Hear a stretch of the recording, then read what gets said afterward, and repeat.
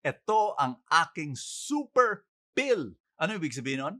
'Pag may lumapit sa akin at nagsabing, "May problema ako, Brother Bo." Tapos magsasabi may emotional problem siya o kaya may financial problem o kaya may sakit physically. Alam mo, what I do is I tell them, o unahin natin 'to, marami pa akong sasabihin pero unang-una sa lahat kailangan gawin mo 'to. Ano kaya yun? Yan ang aking super pill. Makinig ka, you will be blessed.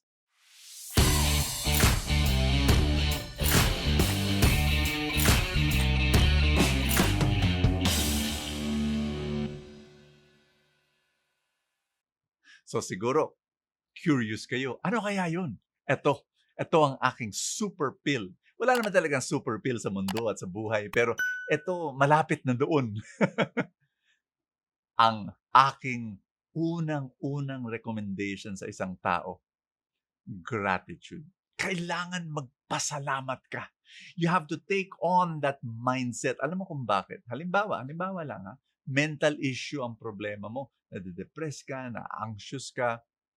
Eto lang ang problema, 'pag lagi mo tinutuunan ng pansin, lumalaki siya. Kasi lumalapit ang pananaw mo, eh. Ito lang ang problema 2 inches away ang tingin mo sa problema, eh, di lumalaki. Hayaan mo, take one step backward at ang mangyayari makikita mo na yung problema mo, 10% lang ng buhay mo, 'no? Makikita mo na 90% of your life na hindi mo nakikita kasi obsessed ka masyado sa problema mo, 90% of your life are blessings. Kaya kailangan magpasalamat ka doon. At yun ang una.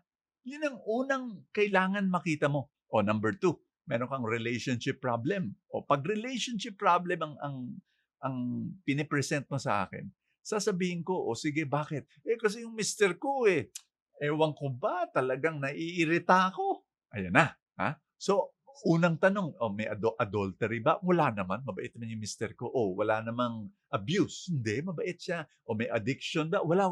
Alcoholism?" "Wala. Oo, sige, so basta irritated ka?" "Oo, naiinis ako sa kanya kasi ganito, ganyan." Yung mga maliliit na bagay ang binabanggit niya. O ang sasabihin ko, "O sige, upo ka, magsulat ka ng 10 mga qualities na meron ang asawa mo na okey naman, maganda naman." 10? Oo, isulat mo, sige. Magugulat ka 'pag sinulat yung 10, anong sasabihin ng tao, "Aba'y oo nga naman ano, mabait naman pala talaga yung mister ko." Alam mo, kailangan natin yun, gratitude, 'no? Kasi ang bawat tao may masama at may mabuting mga katangian, let's face it. Oh, so to be grateful, focus on the good. Oh, eto na, pangatlo, kung financial problems. O ano yun? 'Di ba, parang malayo sa gratitude, hindi, importante pa rin. Kasi when you are grateful, tandaan mo 'to, 'pag nagpapasalamat ka sa mga blessings na meron ka, anong anong tawag mo dun? You become a blessing expert, hindi problem expert. Tsaka 'pag nagpapasalamat ka sa blessings na meron ka, blessing magnet yun. Gratitude is a blessing magnet. You attract more blessings. You are in the right frame of mind para makita mo yung mga oportunidad na meron sa harapan mo na puwedeng makalutas ng mga financial problems mo. Oh, last, kalusugan. "Brother Bo, may sakit ako." Anong unahin ko? Unang recommendation, magpasalamat ka. Ang daming mga tao dahil may sakit sila ba't sila may sakit physically? Kasi may sakit sila emotionally.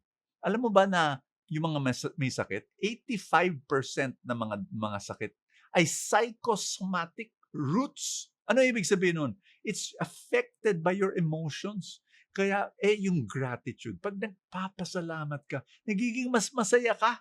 So, nakakatulong 'yan sa kalusugan. Alam mo yung ebanghelyo na ngayon, it is about gratitude, that you need to be grateful before your healing, during your healing, and after your healing.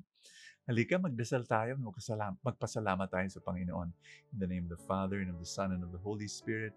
Panginoon, maraming salamat. Binibless mo kami.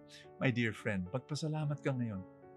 Dahil sa pamilya mo, dahil may nagmamahal sa'yo, dahil may pagkain ka, dahil meron kang maski papaano malusog ka, nakakatayo ka, nakakalakad ka, nakakakita ka.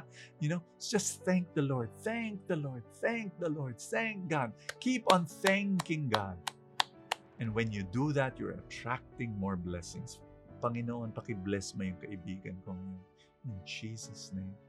Amen and amen. In the name of the Father, and of the Son, and of the Holy Spirit. Amen! Woohoo! Ay, nako. Nakakatuwa.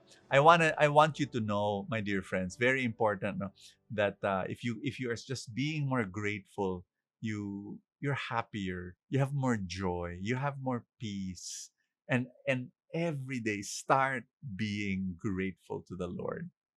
Kung gusto mong makatanggap ng Full Tank Saturday and Full Tank Sunday, become a Full Tank supporter. Click the link that says support now sa ilalim ng video sa Facebook, o kaya kung YouTube naman ang gamit mo, click the button join sa computer.